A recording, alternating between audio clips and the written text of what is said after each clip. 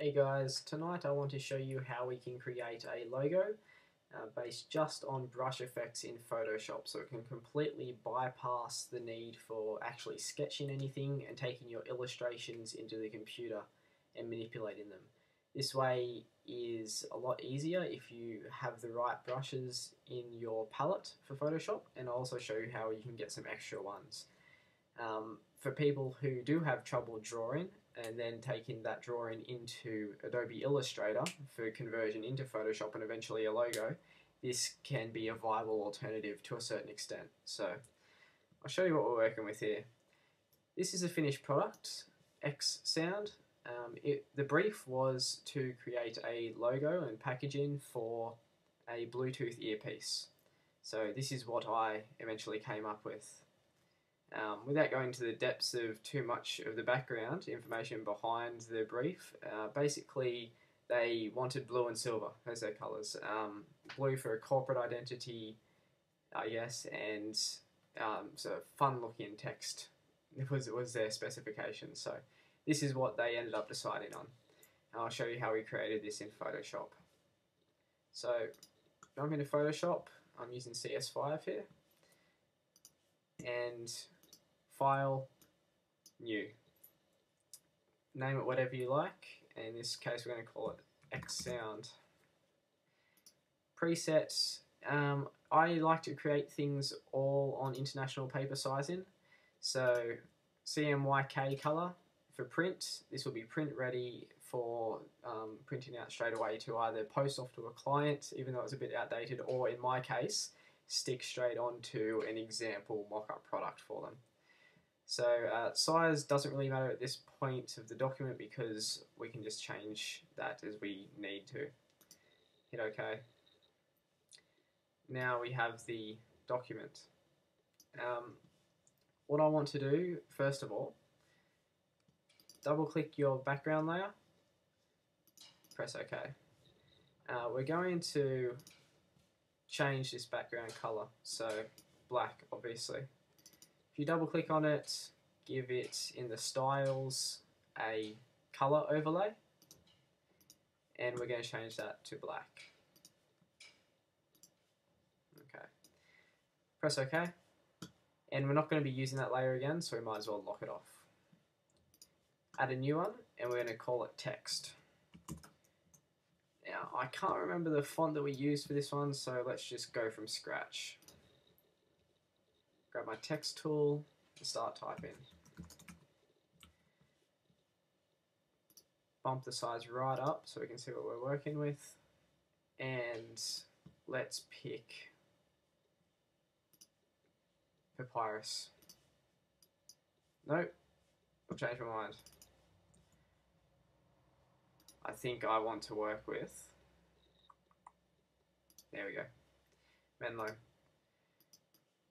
Change the color of that text to white. I also changed it to bold styling and left it as smooth. Okay. Now, it looks pretty plain and boring, not much going on with it. What I did here is there's a couple of stroke effects, a bevel, and an inside glow. So the first thing we want to do is double click on the text layer.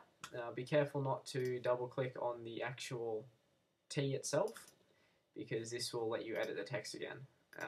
What we want to do is open the styles, layer styles.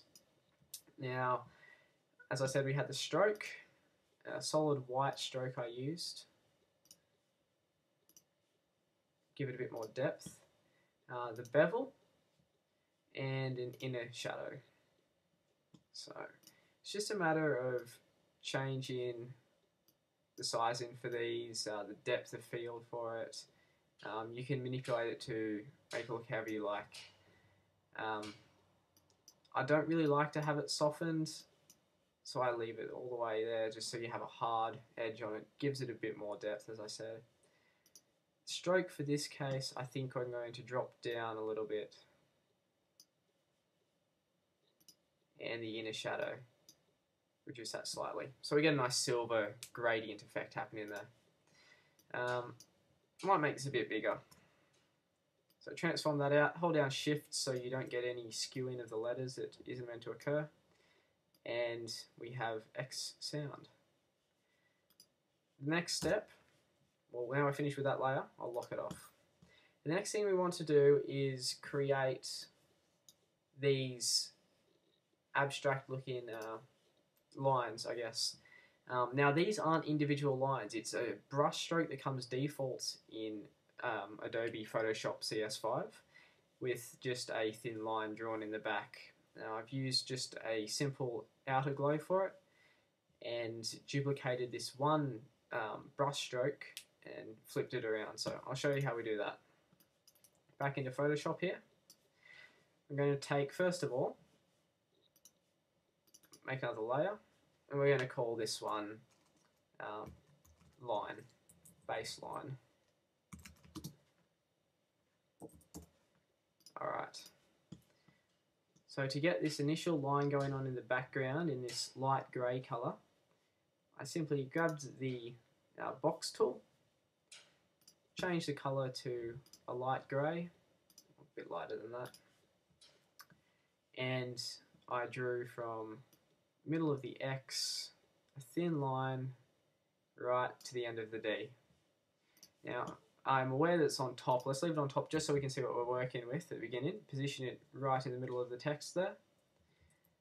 And once you're happy with its position, go ahead and create another layer.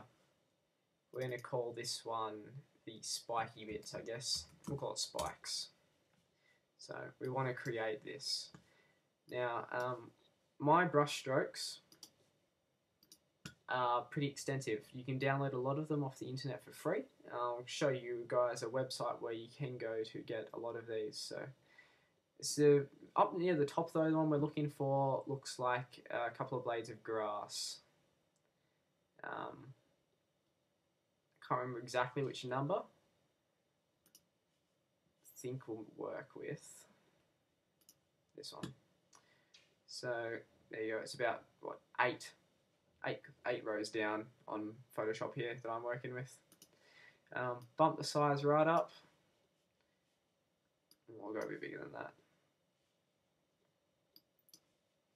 And simply click on your stage. Make the color of this one the same color as the background there, which should be selected by default as grey. I've lost my stage. Where's it gone? Photoshop quit. Sorry guys. I'll load this back up and I will pause this whilst I get back up to speed. Back up to speed again, I've got my base background layer of black, the text on there with the effects, with the inner shadow, the bevel and emboss, and the stroke, and then just the line across. So what we want to do now is take our spikes layer, which is this one, and add in these graphic elements. Now, as I was saying before, it is the brush you want to use to get this look happening is the grass one. So it is all the way up the top in about 8 rows down, this grass brush. For some reason on mine, as I said, it is playing up, so I'm not going to use it because it will just crash again. I've gone and selected a new brush that I have installed on the computer, which does seem to be working okay when I just tried it without recording. So fingers crossed it's still the same. Drop that back down and go line it up slightly with the end of your line. Just click and it will paste it in there. Now that has come out a different color to what I wanted it to. So let's give it a color overlay. Now the reason it's done that is because the brush pack comes with its own opacity settings. So unfortunately it looks like it's going to stay that dull, which is a bit of a pain, but we'll work with it. We can ignore that color overlay that I was fiddling with. So once you've got your brush done there, if you were using the grass one, what you then do is right click on that layer and duplicate it. From that point, you'd want to go and transform it. So on my Apple, it's Command T or Control T on a PC and drag it to the other side so it makes a mirror image of it. From that point, you then go and lay the two brush strokes over one another. So you get this overlapping effect happening where you have one set of grass going one way, the other one going the other way, and it crosses over, creating that neat crossover effect in here. It looks like it's a solid object, almost 3D. So that's what we were aiming for. Unfortunately, as I said, I can't do that, so just imagine mine looks like yours at this point. Hit enter after you're done with the transform, and I will delete that layer just to show you the effects that we're going to be using. So at this point, what we want to do is select both the spikes and the line layer, drag those underneath the text so you can see that the text sits on top. Go and select the line layer for me, double click in the grey space next to the layer name to bring up the styles again. What we want to do is give it an outer glow. Now I selected blue for mine, the blue on the black as the client wanted, but of course you can change it to whatever you like.